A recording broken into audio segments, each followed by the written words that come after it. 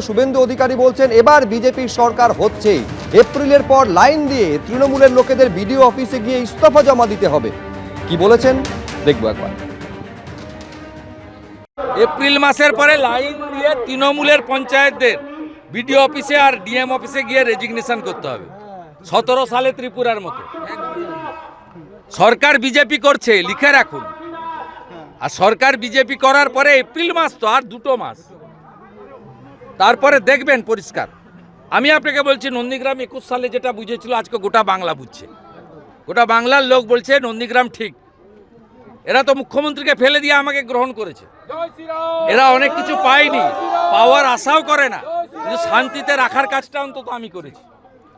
এই যে খেলা মেলা, নিজেরা চাঁদা তুলে সব মিলিয়ে একটা ধর্মীয় অনুষ্ঠান করছে, প্রসাদ খাচ্ছে, পায়েস খাচ্ছে, পুজো দিচ্ছে, প্রণাম করছে, মাথায় সিঁদুর, নাম হচ্ছে, সংকীর্তন হচ্ছে, ভজন হচ্ছে, এই যে আনন্দের মধ্যে আছে। এইটা হচ্ছে এখানকার বিধায়ক শুভেন্দু অধিকারী আছে বলে। গরিব মুসলমানদেরকে ঠকিয়েছে। যত সুযোগ সুবিধা আছে, সুযোগ সুবিধা সুফিয়ানরা নিয়েছে, সাউদ্দিনরা নিয়েছে, কোনো গরিব মুসলমান পায়নি। দেখুন, কেউ যদি স্বপ্নে পোলাও খায় তাহলে ঘি বেশি ঢালতে ক্ষতি নেই। ও 1 কেজি চালে 5 কেজি ঘি ঢালতে চাইছে, অসুবিধা নেই। কিন্তু বাংলার মানুষ দেখলো কদিন আগে হয়ে যাওয়া নন্দীগ্রামের সমবায় নির্বাচনে বিজেপি গোহারা হয়েছে। আর দ্বিতীয় কথা, নন্দীগ্রামে কিন্তু বিজেপির পঞ্চায়েত আছে এখনো বেশ কয়েকটা। সেখানে কিন্তু তৃণমূল তাদেরকে বলেনি যে তোমরা বিজেপি করতে পারবে না, তোমাদেরকে তৃণমূলে জয়েন করতে হবে। কিন্তু শুভেন্দু অধিকারী প্রকাশ্যে বলছে যে ভোটের রেজাল্টের পরে নাকি আর তৃণমূলের কোনো পঞ্চায়েত থাকবে না। ঠিক যেই কায়দায় ত্রিপুরায় 80% বিরোধী পঞ্চায়েত, তার মধ্যে সিপিএম ছিল, কংগ্রেস ছিল, তৃণমূল ছিল, রাতারাতি রাতের অন্ধকারে দখল করে নিয়েছিল। এইটাই হচ্ছে বিজেপি। বিধানসভা নির্বাচনে পরিবর্তনের বার্তা দিয়ে রাজ্যবাসীর উদ্দেশ্যে খোলা চিঠি লিখলেন প্রধানমন্ত্রী নরেন্দ্র মোদী। এই চিঠি তিনি শুরু করছেন জয় মা কালী বলে। প্রধানমন্ত্রী নরেন্দ্র মোদীর এই চিঠিতে তিনি বলছেন পরিবর্তন এবারে অনিবার্য। একাধিক গুরুত্বপূর্ণ বিষয় তার এই খোলা চিঠিতে ঠাঁই পেয়েছে। তিনি বলছেন আর মাত্র কয়েক মাস, তারপরে নির্ধারিত হবে পশ্চিমবঙ্গের ভাগ্য।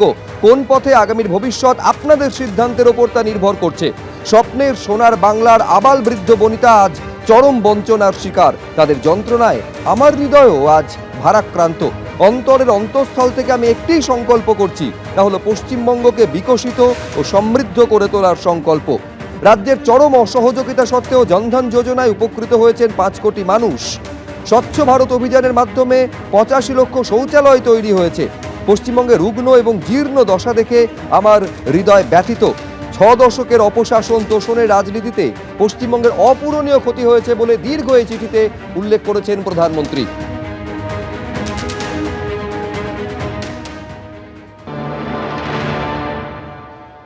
যদি স্বপ্নের সোনার বাংলা হয় তাহলে বাংলার বকেয়া টাকাগুলো দিন। 100 দিনের কাজের টাকা দেননি গরিব মানুষকে, মমতা বন্দ্যোপাধ্যায় দিয়েছেন। আবাসের টাকা দেননি, 1,96,000 কোটি টাকা বকেয়া দেননি, প্রাকৃতিক দুর্যোগ হলে দেন না।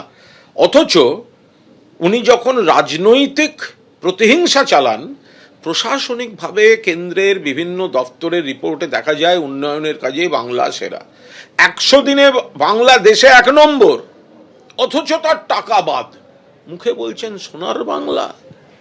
এগুলো ওনার নাটক। এবিপি আনন্দ, এগিয়ে থাকে, এগিয়ে রাখে।